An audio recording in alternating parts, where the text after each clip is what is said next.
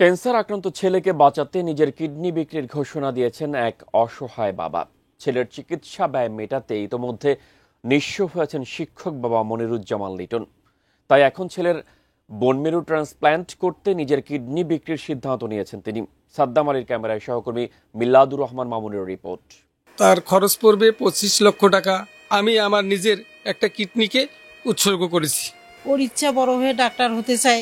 এখন আমাদের যা জায়গা জমি যা ছিল, এখন আমরা নিঃস্ব হয়ে গেছি ওর পিছনে। এখন আমি নিয়মিত স্কুল যেতে চাই এবং সুস্থ হতে চাই। ছেলের চিকিৎসার জন্য একটি কিডনি বিক্রি করতে চাই, আগ্রহীরা যোগাযোগ করুন। সবশেষ নিচে একটি মোবাইল নম্বর। গত কয়েকদিন আগে সামাজিক যোগাযোগ মাধ্যম ফেসবুকে নিজের টাইমলাইনে এমন একটি পোস্ট করেন নীলফামারীর চরচড়াবাড়ি আলিম মাদ্রাসার শিক্ষক মনিরুজ্জামান লিটন। নীলফামারী সদরের রামনগর ইউনিয়নের চরচড়াবাড়ি গ্রামের বাসিন্দা মনিরুজ্জামান লিটন। নিজ গ্রামের একটি মাদ্রাসার আইসিটি শিক্ষক তিনি। 2 ছেলে ও স্ত্রীকে নিয়ে সুখের সংসার ছিল তার। সংসারে ছিল সচ্ছলতা। কিন্তু 2020 সালে ছোট ছেলে রাফিউজ্জামান রাশিকের শরীরে বাসা বাঁধে মরণ ব্যাধি ক্যান্সার। তখন থেকেই প্রতি মাসে প্রায় 50 থেকে 60 হাজার টাকা খরচ করতে হয় ছেলের চিকিৎসায়। এভাবেই দীর্ঘ 5 বছর ধরে ব্যয়বহুল এই চিকিৎসার খরচ মেটাতে এখন একেবারেই নিঃস্ব এই মাদ্রাসা শিক্ষক। আমার দ্বিতীয় ছেলে রাফিউজ্জামান রাশিক 2020 সালে অ্যাপ্লাস্টিক অ্যানিমিয়া ক্যান্সার রোগে আক্রান্ত হয়। 20 সাল থেকে এই 5 বছর আমি তার ব্যয়বহুল ট্রিটমেন্ট চালিয়ে আসতেছি। প্রতি মাসে তার 55-60 হাজার টাকা চিকিৎসার খরচ করতে হয়। আমি একজন শিক্ষক মানুষ, আমার তো বেশি আয় নেই। এই আমার যতটুকু শক্তি সামর্থ্য, জায়গা জমি, ব্যাংক লোন, এগুলো দিয়ে এতদিন আমি চিকিৎসা চালিয়ে আসছি। কিন্তু বর্তমানে ডাক্তার বলতেছে যে ওর বোন মেরু ট্রান্সপ্লান্টেশন করলে ও সম্পূর্ণরূপে সুস্থ হবে। ডাক্তার বলছেন তার খরচ পড়বে 25 লক্ষ টাকা, আনুষঙ্গিক অন্যান্য খরচ সহ 25-30 লক্ষ টাকা লেগে যাবে। কিন্তু আমার তো আর এই সামর্থ্য নাই। 32 ইঞ্চি জেভিকো টিভি এখন মাত্র 15,000 টাকায়, সাথে পাচ্ছেন 3 বছরের প্যানেল ওয়ারেন্টি। ছেলের ব্যয়বহুল চিকিৎসা খরচ মেটাতে ইতোমধ্যে বিক্রি করেছেন নিজের 5 বিঘা জমি।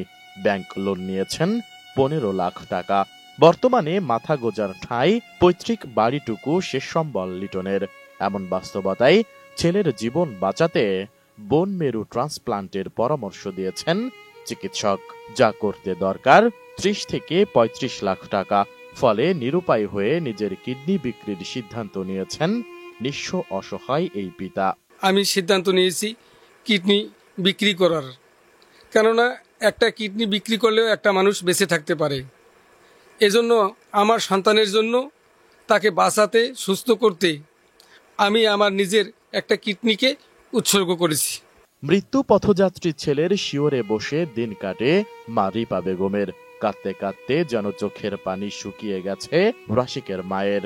আদরের সন্তান একদিন সুস্থ হয়ে স্বাভাবিক জীবনে ফিরবে এমন আশা বুকে নিয়ে দিন গুনছেন মমতাময়ী মা।